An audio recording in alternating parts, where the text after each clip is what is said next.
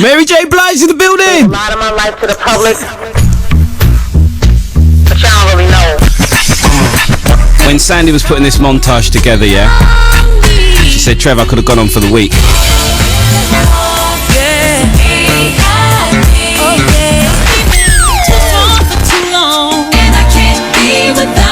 That's my tune, and I'm not even a woman.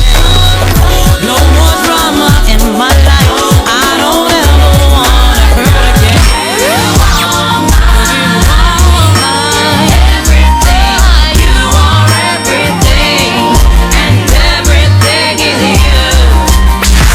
Rainy days, living lifetime trying to wash them away. Till the sun comes out and shines again. Until the sun shines, smile for me.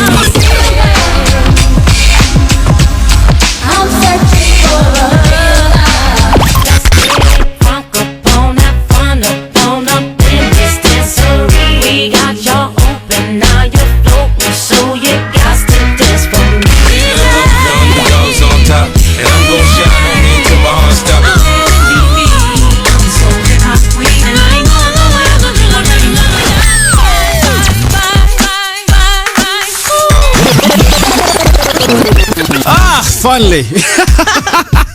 That's like a Mary J concert in the morning. Yeah. You've done a lot of recording, woman. Yes, I love it.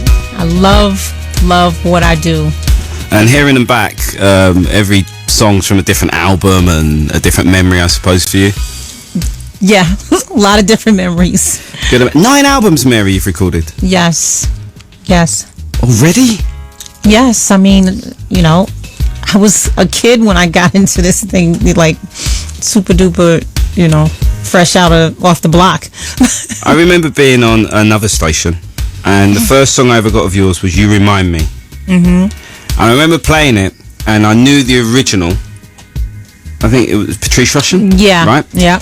I remember playing it and thinking, I didn't know, I didn't have any information. In those days, there was no internet like Google. You could see who's singing what. You just play the thing, and I felt something, and you know what I mean, in the song. It didn't sound like Anita Baker. It didn't sound like, you know what I mean? Right. It was just sort of raw but sophisticated, and that's probably you all day. Yeah. That would explain it. Raw sophistication, Mary J. Blige. We've got so many questions coming in, and we're going to live stream some of the questions. Okay. Some really good questions. Cool. Some I haven't even asked you in the past.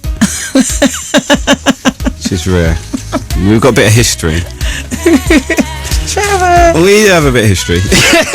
But let's see, what's the 411? My Life, Share My World, Mary, No More Drama, Love and Life, The Breakthrough, Growing Pains, Stronger With Each Tear, and We're Waiting, My Life 2. That's right. Why did you call your new album My Life 2?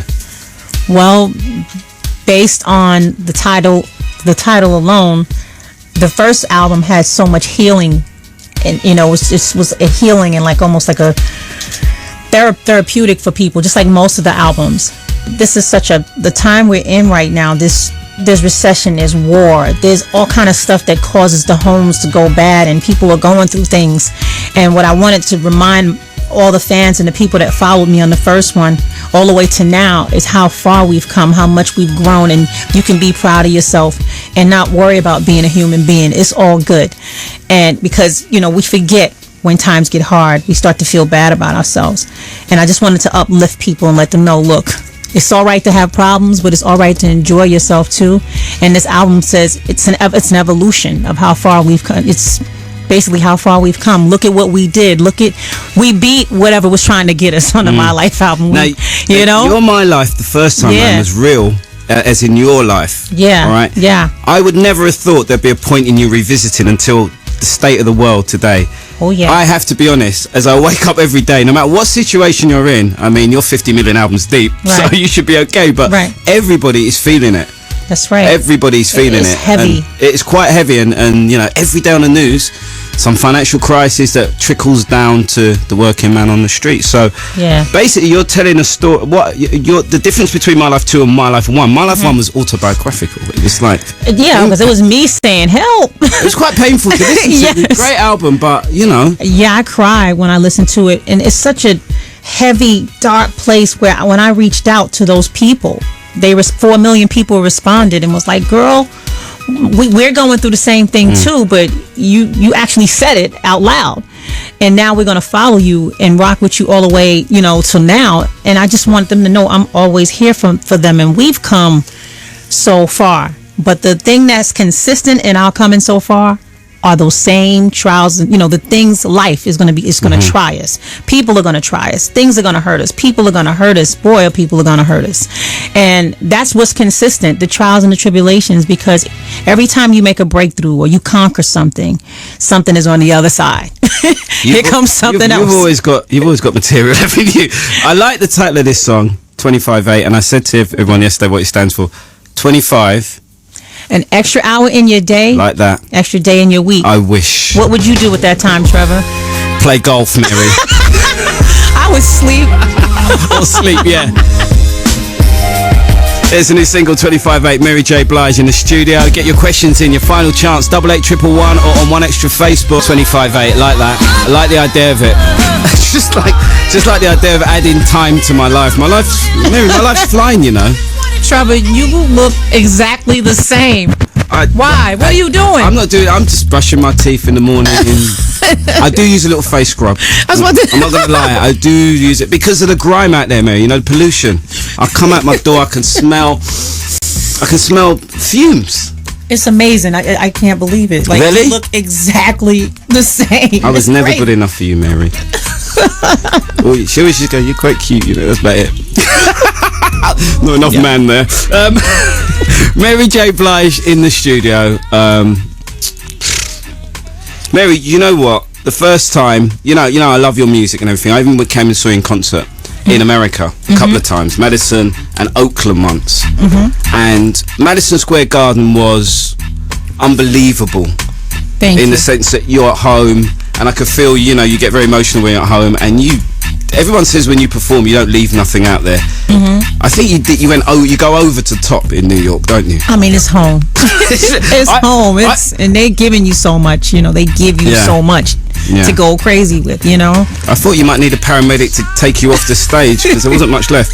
But the Oakland one was the one that really pricked my ears up a bit to how women treat you. Yeah. It was like being in a church for women. And there were men there, but it was very strange for me to witness because every song was a hand in the air and like almost wearing a sign, it's happened to me. Right. Yeah. Very strange. It must be really weird for you. You must be like coming out taking a sermon or something.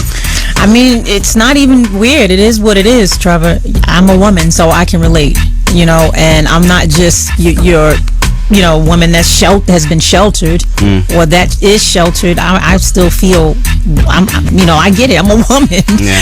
I know what we feel like. I know when we're not feeling beautiful all the time. I know when we need to, keep our self-esteem high and, and the pressures of the world are saying we can't and we won't. And, I mean, I know what that is. So I have to keep us, saying, yes, we can we will. This might be the most stupid question anyone's ever asked you, right? If you weren't you, would you possibly be a fan of you? Yeah, I would love me. Yeah? Yeah. Okay. Because let me tell you why. And I answered that quickly because of the honesty, the not being afraid of what might be embarrassing to someone else. Like, wow, she just puts it all out there. Why wouldn't you, why wouldn't someone like me, if I came from where I came from and I wasn't Mary J. Blige, that's why I would be a fan, because I could relate to her.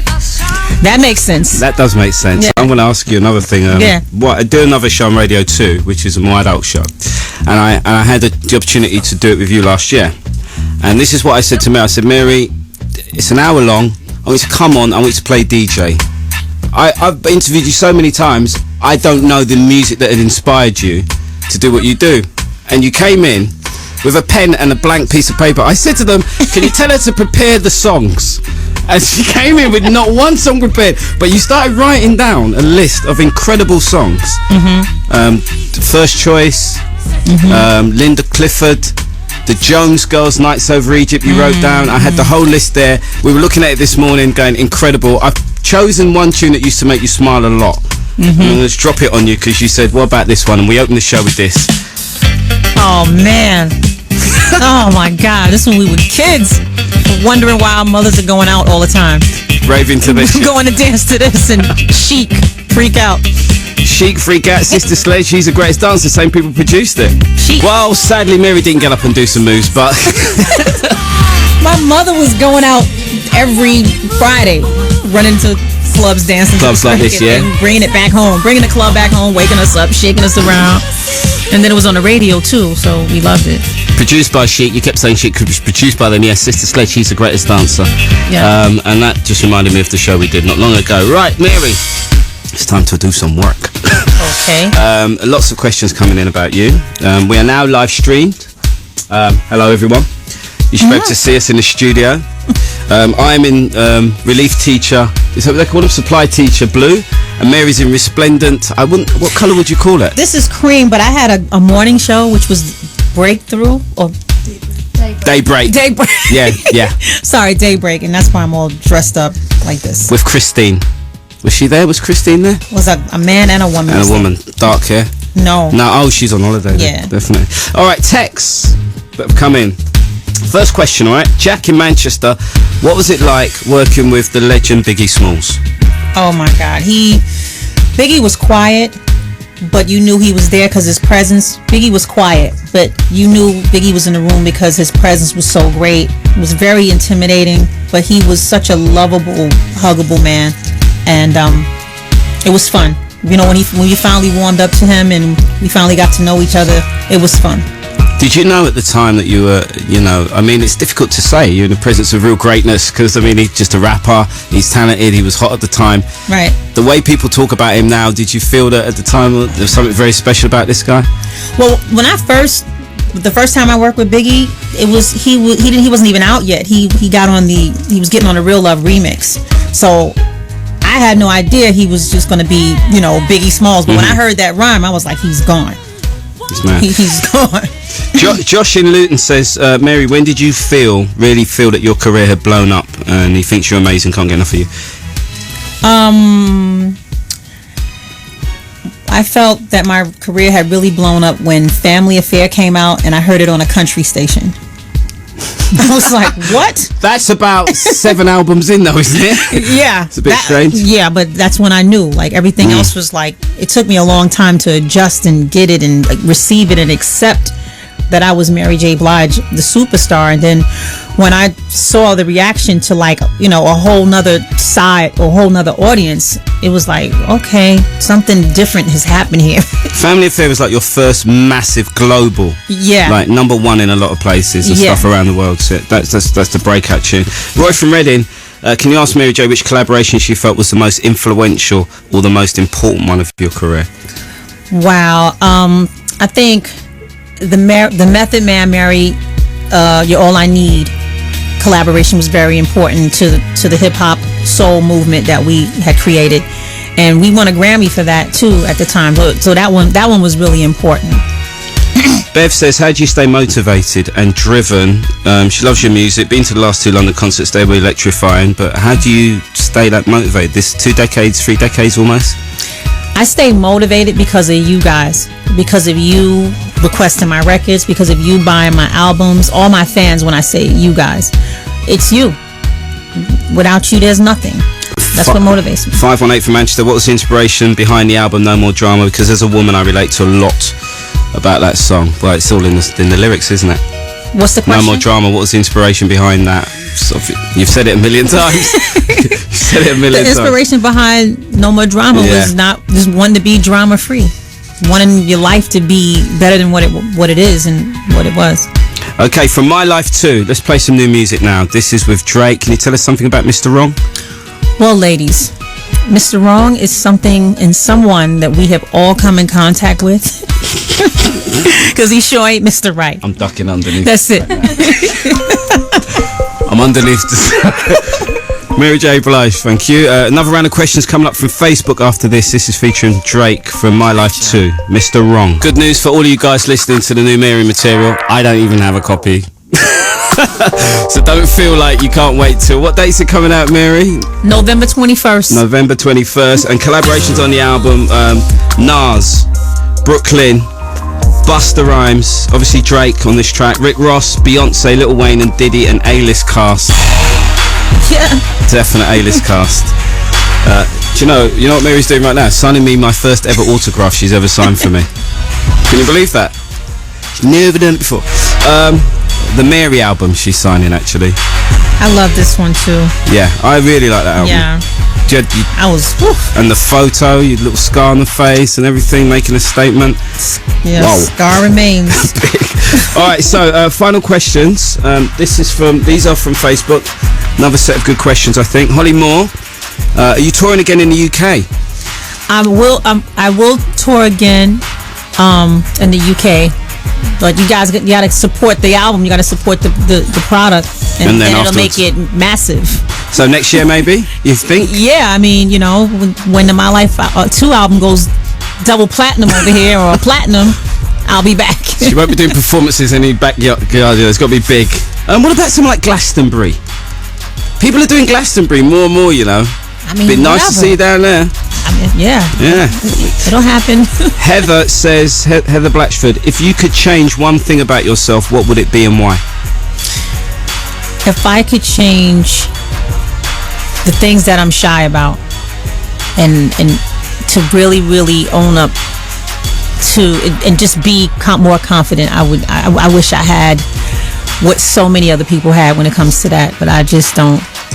I tell people you're quite shy and they can't believe it. Yeah, so I'm always blinking and trying to figure out ways but if I could change that, I would. Nah, I like it. I like it personally. Jordan Anderton, who are your musical influences? And we mentioned a few earlier on. Right. Who are the ones that really got you doing what you're doing? Well, I mean, if we start with what my mom listened to, which was Aretha Franklin, Gladys Knight, and Mavis Staples, and all of that. I started like Anita Baker for me, and Shaka Khan, and Tina Marie, and Melissa Morgan, and Malira. And remember Malira? Nobody remembers Malira. No one remembers Malira. That's crazy. Anyway. Not even me, really. Oh, thanks for being honest. I'm being honest. I can't remember. Can you remember Malira? Thanks for being honest, Trevor. Sorry. Everyone else, Melissa, all of the others. But what's the story with Malira? Let's not even talk about it, because she was like, was I the only one that knew or heard her on the radio? Maybe I was. Yeah, in America, yeah? Yeah, in America, yeah. But anyway. How'd you spell her name? We should Google her and find out about her. Malira, okay. Yeah, I mean, she was amazing. Raspy voice, amazing. Didn't have hits, though? No, she had this song called Go Outside in the Rain. That was crazy. I mean, we knew it, my friends and I knew it when we were growing up, but nobody else knows. There's always some artist somewhere in the world that Malira lady, wherever you are, Mary J, if it wasn't for you, Mary J might not have quite been where she is today. You never know. She helped me sing. There you go. Jordan said, Debbie says, if you weren't a recording artist, what profession would you like to be in? What profession? I probably would like to do hair or something like that. That would make sense. Yeah. I do hair. Beautician. Yeah. Hair, nails. Yeah, that kind of thing. Yeah, that would make a lot. I can imagine you in a salon just chatting. I don't know if I'll be in there chatting. I'll have my own little, like, you have to come, to me, and it'll be private. It won't be like 10 women in there. I can't do the chat. I don't know about that. I can't. If it's my friends, we chat. Yeah. But if it's just people I work with, we got to be careful. All right, so it comes to the final question. How do you feel about the current music market? Are you ever concerned about having to fit into the current market versus just concentrating on what you do? My feelings about it, the condition, it's dying. The quality is definitely dying.